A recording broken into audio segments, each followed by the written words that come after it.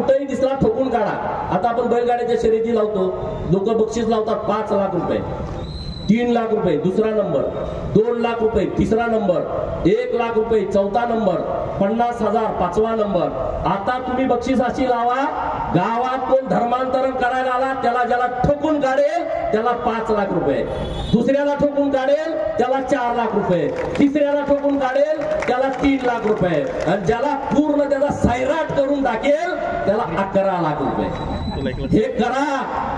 हो आता पादरी म्हणत असेल मी जेलमध्ये जायला, तुला सुट्टी नाही. ऋतुजाचा जीव गेलाय आमच्या. अरे तिचा जीव गेला. एखादी आत्महत्या महिला करेल ती जास्त विचार करणार नाही, पण तिच्या पोटातलं 7 महिन्याचं बाळ घेऊन ती आत्महत्या करण्याचा विचार कधीच करणार नाही. जेव्हा शेवटचं टोक येतं तेव्हाच आई स्वतःच्या बाळाला संपवण्याचा विचार करते. तुम्ही धर्मांतरण करण्यासाठी शेवटच्या टोकाला गेला तेव्हाच माझ्या ऋतुजानं आत्महत्या केली आहे.